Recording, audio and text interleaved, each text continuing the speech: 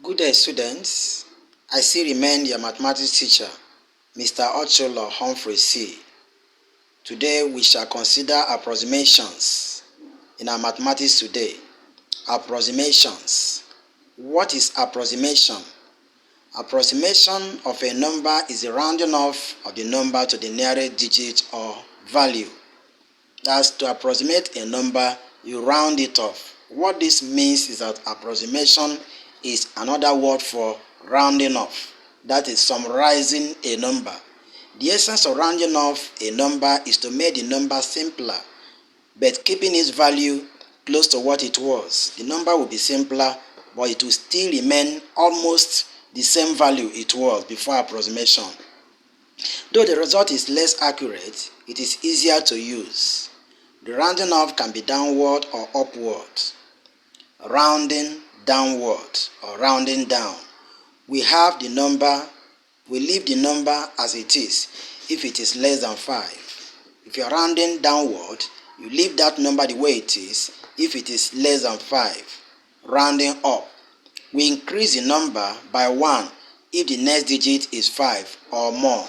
We have to increase it if it is up to 5 or if it is 5 or more than 5. The next is different ways of rounding off numbers. This is the major things we'll be considering today. There are different ways we can round off numbers. Number 1, rounding off whole numbers. Whole numbers can be rounded off. How do we do that?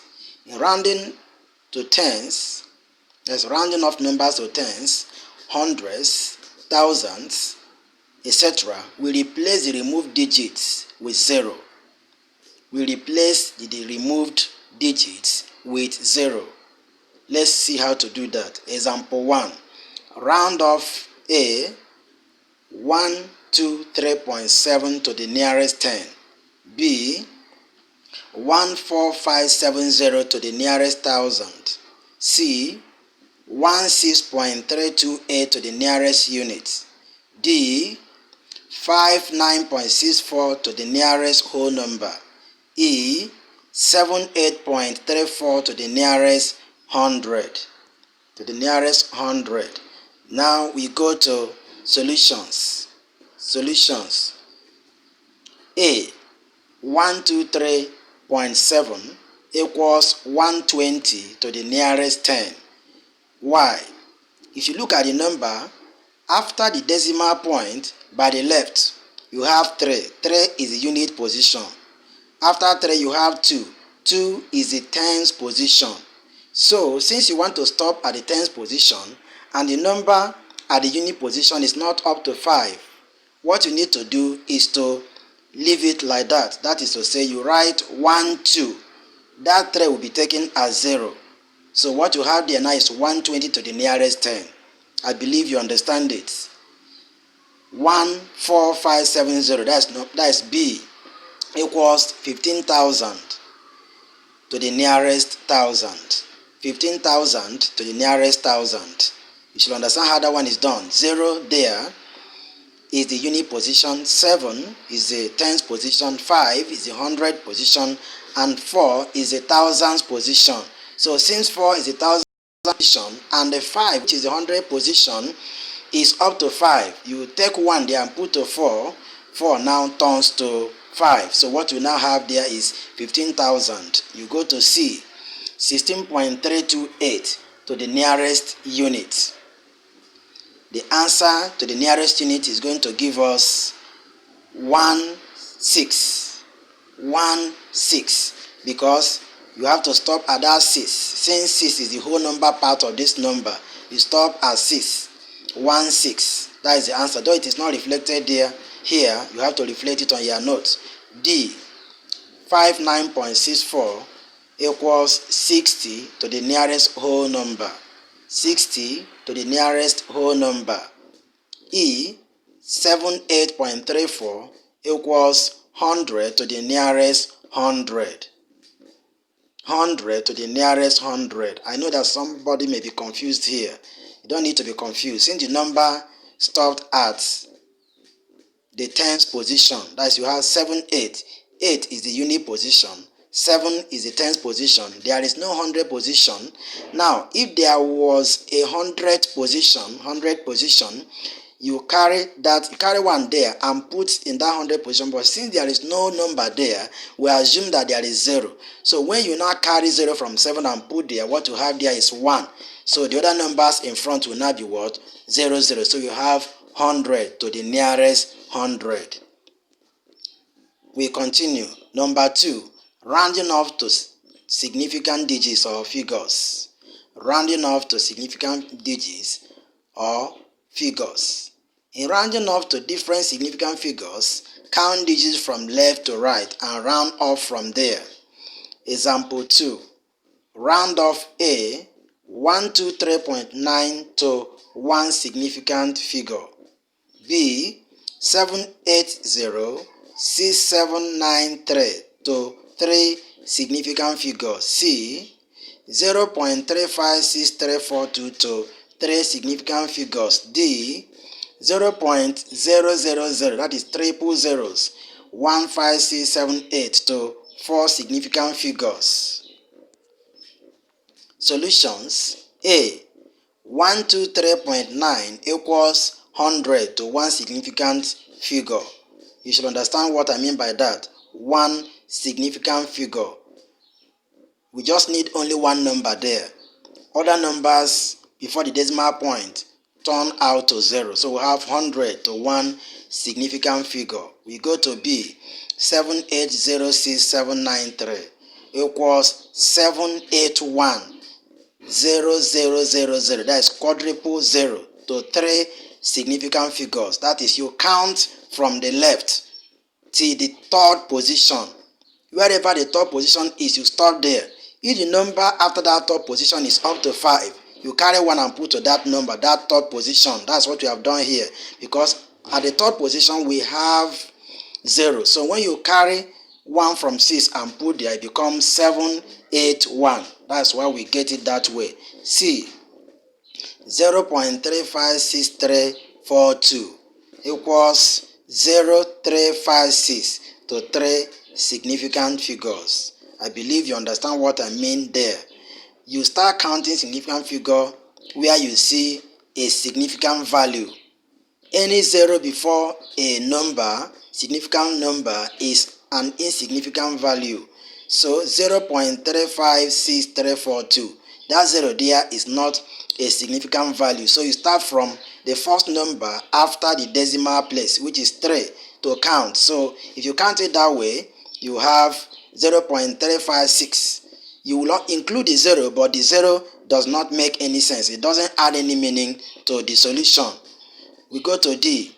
0.0001568 equals 0.0001568 to four significant figures. You should also understand the same thing applies here. All the zeros before 1 are counted as non-significant values. You start from 1, then you count 4 places. At that 4th place, we have 7. You carry 1 from 8 and put to that 7, it becomes 8. So that's why you have that 8 there. Let's go. The third one is rounding off decimals. As you can round off whole numbers, you can also round off decimals. You still remember that your decimal number is a number that has decimal points. Decimal points. So rounding off to tenths means that's tenths, no longer tens, but tenths. There is THS, means to leave one number after the decimal point. Also, rounding off to hundreds means to leave 2 numbers after the decimal point. There is a small typographical error there, which is off. No, it's not supposed to be. It's supposed to be also rounding off to hundreds means to leave 2 numbers after the decimal point. Example 3. Round off A 531.35 to tenths. B 2.31845 to hundreds. C 34.0005 to 10,000.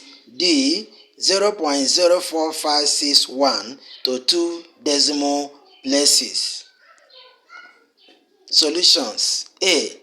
351.35 gives us 531.4 to the nearest tenth. That is, you take the first number after the decimal point. That's where you stop.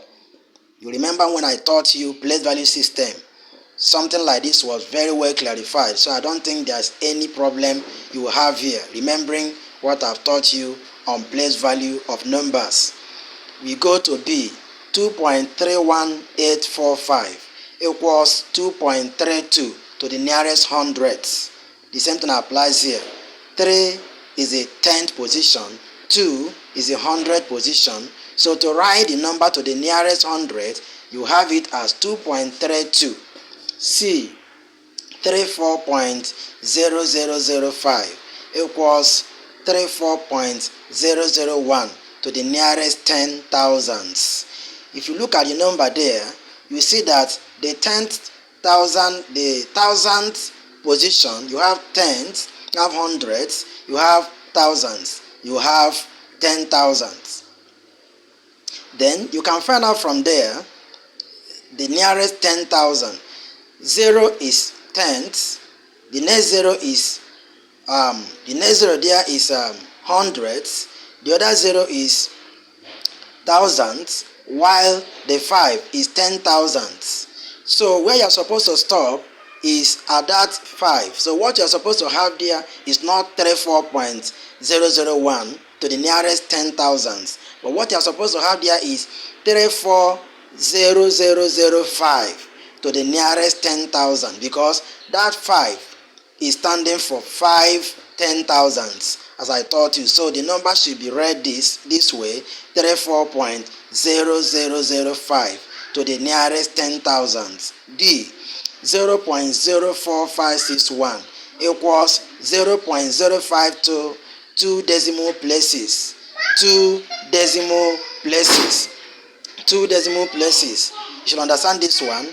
A decimal place starts once you pass the decimal point. Even if it is a 0, after decimal point, you have to count it. So here we have 0.04561, which gives us 0.05 to 2 decimal places. I believe you have understood what I taught you this moment. I took time to explain it to you. I'm still online expecting questions from you where you are confused, where you don't understand, because these are the basic things you need to know in mathematics. Mathematics is not like other subjects. You just come immediately, you understand everything. No. Mathematics is a subject that has foundation, and if you are able to make the foundation very well, when you are solving other problems, you solve them at ease. That is the reason why I've been able to take time to touch all these basic areas of mathematics, so that by the time we go into complex areas of maths, all these things will be easy for you to apply. The assignment is there before you. I will give you classwork later. I'm still online to attend to your questions. Feel free and ask your questions while I answer your questions.